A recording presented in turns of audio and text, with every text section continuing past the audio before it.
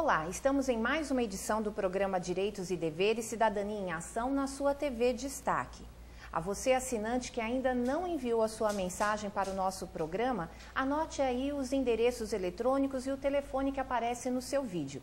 Envie suas sugestões, críticas e principalmente os assuntos de seu interesse, porque somente com a sua participação nós podemos atingir o objetivo do nosso programa, que é trazer profissionais especializados nos mais diversos ramos do direito para que chegue informação com qualidade até você.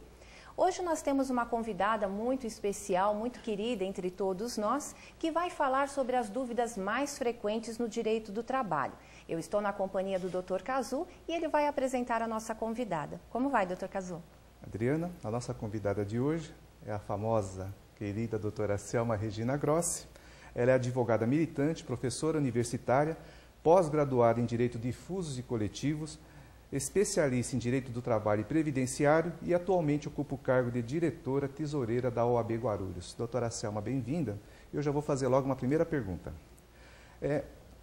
O trabalhador trabalhou o mês inteiro, ele tem um salário dele para receber. O patrão pode pagar a qualquer momento ou ele tem um dia certo, um tempo certo para fazer esse pagamento? Olá, primeiramente gostaria de agradecer o convite do Dr. Cazu, da doutora Adriana. É com muita satisfação que estou fazendo parte deste programa hoje. Gostaria de informar, respondendo a pergunta do doutor, o patrão não pode querer pagar em qualquer data. A legislação determina que o pagamento do salário deverá ser feito até o 5º dia útil do mês subsequente, ou seja, trabalho de 1 a 30 e no 5º dia do mês subsequente eu recebo o meu pagamento. Este pagamento pode ser feito em moeda corrente, mediante recibo e mais, se for pagamento em cheque ou depósito bancário, somente para os trabalhadores que são alfabetizados. Antigamente até existia a possibilidade da empresa liberar o trabalhador para que pudesse se dirigir à empresa e efetuar o saque. Hoje, com a modernidade, o avanço da tecnologia, as empresas costumam pagar, inclusive através de cartão magnético. Então, o empregado recebe, tem o seu dinheiro no 5º dia depositado, e aí ele utiliza o cartão da conta normalmente, e esta modalidade é perfeitamente possível. Tá, só uma complementação. Se esse 5º dia cair no sábado ou domingo, ele tem que antecipar ou ele pode pagar no primeiro dia útil subsequente? No primeiro dia útil subsequente, não há necessidade de antecipar. Uhum.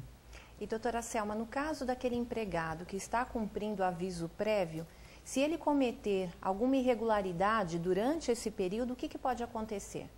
Tá. Doutor, é o seguinte, o que acontece é que quando o empregado vai rescindir um contrato ou um empregador, tem que dar o aviso prévio à parte contrária, que este aviso seria o tempo necessário para que a empresa possa contratar um outro funcionário ou até mesmo o empregado, ou contratar o empregado arrumar uma outra colocação no mercado de trabalho. O que acontece muito na prática é que muitas vezes o empregado, nesses 30 dias de aviso prévio, se trabalhado for, o que acontece? Às vezes o empregado acha que já fui mandado embora mesmo, posso fazer o que quiser no curso do meu aviso, posso faltar. E aí, salvo engano, por quê? Porque durante este contrato do aviso prévio que ele está cumprindo, o contrato só vai ser considerado terminado no fim do aviso prévio. Então, se ele cometer alguma irregularidade, aquela demissão que foi de forma injusta passa a ser por justa causa, porque ele cometeu uma infração no curso do aviso prévio. Por isso é que a maioria das empresas concede o aviso prévio indenizado, porque o trabalhador já vai sair da empresa mesmo e ele não vai trabalhar, não vai ter nenhuma motivação para cumprir os 30 dias integralmente e rigorosamente no horário. Perfeito. Isso, quer dizer, se ele comete alguma falta, quer dizer que é como se o contrato estivesse valendo ainda. Como se o contrato estivesse valendo, porque o contrato, o aviso prévio só põe fim ao contrato no dia do seu término.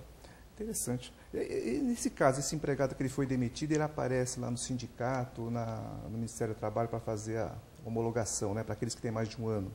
Se chegar naquele momento, ele se recusar em receber os valores da rescisão, o que deve ser feito? Se o empregado se recusar a receber, aí é uma atitude da empresa. O que ela deve fazer? Imediatamente, ou se puder no mesmo dia ou no dia seguinte, ela tem que efetuar uma ação junto à Justiça do Trabalho, que chama-se ação de consignação em pagamento. Por quê? Porque o não pagamento das verbas rescisórias dentro do prazo acarreta uma penalidade ao empregador. Ele tem que pagar um salário do empregado por não ter pago as verbas rescisórias na data. Então, se o empregado se recusar a receber, a empresa deve depositar através de uma ação de consignação. Mas é muito comum de ocorrer o seguinte: o empregado pode, se ele estiver descontente com alguma daquelas verbas que estão contidas no termo de rescisão, e ele não achar que são devidas ou que tem alguma irregularidade, ele pode solicitar que o agente homologador faça uma ressalva no termo de rescisão, dando quitação tão somente a algumas verbas. E aí, claro que ele pode depois acionar a justiça e pleitear os seus direitos. Perfeito. E no caso de uma rescisão por justa causa, então essa homologação ela pode ser feita no sindicato ou no Ministério do Trabalho? Como é que funciona? A homologação é que, normalmente, a prática, as empresas, o que elas costumam fazer? Normalmente não se homologa rescisão por justa causa. Mas existe a instrução normativa do Ministério das Relações do Trabalho, que é a 3 de 2002, onde ela estipula o seguinte: não há necessidade do empregado confessar que ele cometeu a falta grave. Portanto, a empresa pode homologar no sindicato ou no Ministério do Trabalho. E aí o empregado, se sentir lesado, ele pode buscar os seus direitos, independente de homologado ou não. É que normalmente as pessoas pensam que, com a homologação, aquele ato está perfeito e acabado, o que não é verdade, porque essa instrução protege, dizendo que o fato dele aceitar o recebimento não significa que ele confessou a justa causa. Ah, perfeito. Ele tem condições futuramente de discutir toda essa situação. Tem, perfeitamente, perfeitamente. Ele pode, só que ele só vai poder fazer isso através de uma ação pedindo para descaracterizar a justa causa que lhe foi aplicada, lembrando o seguinte, que a prova da justa causa é do empregador e não do empregado. O empregado não tem que provar que não cometeu, e sim a empresa provar de forma convincente de que ele cometeu aquela falta grave. Interessante. Só completando a pergunta da doutora Adriana, quer dizer, a pessoa que aparece ali no sindicato, no Ministério do Trabalho, para receber a verba rescisória, ela pode receber sem medo, desde que ela faça a ressalva, é isso? Perfeito. Não necessariamente na justa causa, mas em qualquer homologação, se ela fizer a ressalva, é uma garantia maior. É que antigamente nós tínhamos um enunciado, que até hoje ele está pouquíssimo usado, 330, que ele mencionava o seguinte, que uma vez homologado no sindicato da categoria ou no Ministério do Trabalho, o empregado não poderia mais reclamar, salvo se contivesse no verso do seu termo de rescisão uma ressalva. Só que isto não, a justiça acabou não acatando. Por quê? Porque muitas vezes a empresa, ainda que homologasse, ele não tinha recebido realmente o que ele tinha direito. Então, ele pode pleitear. Claro que se no termo de rescisão tiver constando lá que ele recebeu R$5.000 e ele assinou um recibo de R$5.000, ele não pode questionar o valor, os valores do termo de rescisão. O que ele não pode fazer é assinar um recibo de 10 e receber 5. Porque antigamente as empresas costumavam fazer isso. Uma possibilidade. Vamos fazer um acordo. O empregado quer sair da empresa e a empresa não quer mais ele. Então, se a empresa não quer, ela tem que demiti-lo. Se o empregado não quer trabalhar mais, ele tem que pedir demissão. O que era muito comum? Vamos fazer um acordo. E como é que funcionava esse acordo? Você me devolve o aviso prévio e os 40%. Isso era um absurdo. Por quê? Porque uma vez que o empregado comparecesse no órgão homologador, o que ia fazer? A empresa tinha que pagar em dinheiro na frente do agente homologador. Só que aí, muitas vezes, a empresa tinha um bolinho de dinheiro menor, então o empregado não contava ali porque já tinha descontado. Em outros casos, tinha que pagar em cheque. Só que aí, o que a empresa fazia? Ia com o empregado junto ao banco, e aí chegava na hora, o empregado sacava o cheque e devolvia o dinheiro para a empresa. Só que aí o que acontece? Muitas vezes o empregado falava, não, peraí, esse dinheiro é meu. Eu, particularmente, eu aconselho as empresas, não façam acordo porque não existe essa possibilidade. Ou você demite, ou seu empregado pede demissão. E o empregado, eu também aconselho da mesma forma. Não está contente com o trabalho, você deve pedir demissão e não forçar que a empresa te demita, porque senão você acaba, como é que eu posso dizer, armando uma justa causa em seu desfavor, a verdade. Doutora Selma, uma coisa também que chama atenção é que aquele empregado que trabalha à noite, ele ganha um adicional sobre o salário dele. Ok. Vamos supor que ele trabalha à noite e, de repente, ele seja transferido para o dia. Ele continua recebendo aquele adicional? Não. O adicional noturno, como alguns outros adicionais, eles são pagos por determinada situação. Então, o adicional noturno é só pago para o trabalhador que laborar na jornada noturna. Uma vez cessado o trabalho noturno, cessa-se o pagamento.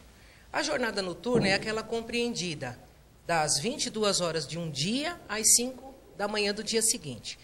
Quem trabalha à noite tem um trabalho mais desgastante, por isso a hora de trabalho é considerada a hora reduzida. E o que seria? Normalmente, nós olhamos no relógio 1 hora, 60 minutos. Para quem trabalha à noite, quando no reloginho dele, a partir das 10 horas, der 10 horas, 52 minutos e 30 segundos, ele trabalhou 1 hora. Então, isso é a famosa jornada reduzida. E o adicional é de 20% sobre o valor da hora normal por hora de trabalho. Portanto, a empresa pode transferir o empregado da noite para o dia e cortar o adicional, que não tem problema. O que a empresa não pode fazer é que, se o empregado está habituado a trabalhar à noite e sem o seu consentimento transferi-lo, ele, durante o dia, ele já tem a sua programação. E se isso lhe causar um prejuízo, ele pode reclamar a alteração de horário, mas não o pagamento do adicional, quando transferir para o dia. Doutora Selma, rapidamente, antes do nosso intervalo, apenas porque nós já falamos sobre o aviso prévio, eu gostaria de questioná-la se o empregado, ele deu aviso prévio a um funcionário, se ele pode, o empregador, né, ele deu o aviso prévio ao seu funcionário, se ele pode desistir em algum momento. Perfeitamente, desde que a parte contrária aceite.